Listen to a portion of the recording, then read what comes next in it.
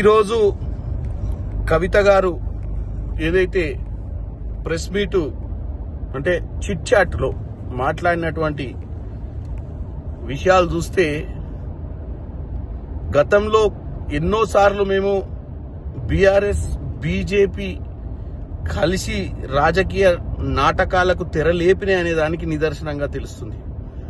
ఎందుకంటే ఆమె తిహార్ జైల్లో ఉన్నప్పుడు బీఆర్ఎస్ పార్టీ మంతనాలు, బీఆర్ఎస్ పార్టీ బీజేపీతో అంటకాగాలన్నటువంటి ఆలోచనను ఆమె వద్దని చెప్పినట్టుగా ఈరోజు ఆమె చెప్పడాన్ని చూస్తే మేము ఊహించిన విధంగానే లిక్కర్ కేసులో కవితను బయట పడేయడానికి బీఆర్ఎస్ పార్టీ బీజేపీకి మద్దతిస్తూ ఈరోజు తెలంగాణ ఆత్మ గౌరవాన్ని తాకట్టు పెట్టినట్టుగా తెలుస్తుంది. 8 మంది ఎంపీలు గెలవడానికైనా ఈ మధ్య జరిగినటువంటి ఎమ్మెల్సీ ఎన్నికలల్లో బీజేపీ గెలుచుకున్న సీట్లు చూసినా, బీఆర్ఎస్ నిలబడకపోవడానికి కారణం చూసినా ఇదంతా కూడా ఈరోజు క్లియర్ గా మనకు తెలిసిపోయింది.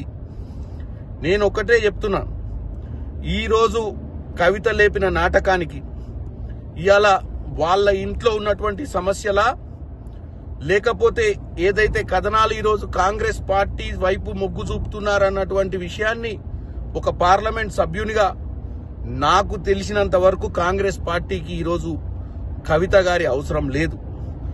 ఈరోజు బ్రహ్మాండంగా రాష్ట్ర రాజకీయాల్లో ప్రజాపాలన అందిస్తూ ముందుకు పోతున్నటువంటి కాంగ్రెస్ పార్టీలో నాయకత్వ లోపం ఎక్కడ లేదు.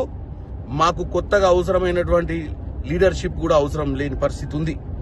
కాబట్టి కవిత ఈరోజు చిత్తశుద్ధితోటి వాళ్ళ కుటుంబంలో ఎవరు దయ్యాలు, ఎవరు వాళ్ళ నాయన దగ్గర వాళ్ళ నాయనే ఒక్కడే లీడర్, మిగతాలు లీడర్లు కాదని చెప్పడం, కాళేశ్వరం మీద ఈరోజు జరుగుతున్నటువంటి ఏదైతే ఇన్వెస్టిగేషన్ జరుగుతున్న సమయంలో సోదరుడు అమెరికా పోవడాన్ని కూడా తప్పుపడుతూ మాట్లాడినట్టుగా తెలిసింది. దీన్ని బట్టి చూస్తే కవిత గారికి ఈరోజు తెలంగాణ ప్రజల ముందు వాస్తవాలు చెప్పాలనుకుంటే ఉట్టి మాటలు లేఖలతో కాదు, ఆ దయ్యాలు 10 సంవత్సరాల్లో తెలంగాణలో దోచుకున్నటువంటి డబ్బులు ఏ విధంగా దోచుకుర్రో, ఎందుకంటే కవిత కూడా ఆ రోజు విట్నెస్ గా ఉంది.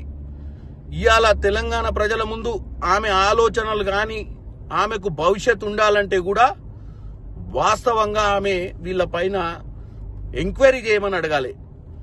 ఎంక్వైరీకి కావాల్సినటువంటి డాక్యుమెంటేషన్ గాని, ఎంక్వైరీకి కావాల్సినటువంటి స్టేట్మెంట్స్ గాని ఆమె ఇవ్వాల్సిన అవసరం ఉంది. ఎందుకంటే తెలంగాణ తెచ్చుకుందే తెలంగాణ భవిష్యత్ కోసం. తెలంగాణ మిగులు రాష్ట్రంలో ముఖ్యమంత్రి అయినటువంటి ఆమె తండ్రి గారు 8 లక్షల కోట్లు అప్పు చేసిపోయిండు. ఈ తెలంగాణని ఈరోజు అధోగతి పాలు చేసిపోయిండు. కాబట్టి కవిత గారు, మీకు నేను ఒకటి విన్నపం చేసుకుంటున్నా, మీరు దయచేసి వాస్తవాలు చెప్పాల్సిన అవసరం ఉంది. ఆ దయ్యాలు ఎవరో పేర్లు చెప్పాల్సిన అవసరం ఉంది. వాళ్ళ మీద ఎంక్వైరీ పెట్టాల్సిన అవసరం ఉందని తెలియజేస్తున్నాను.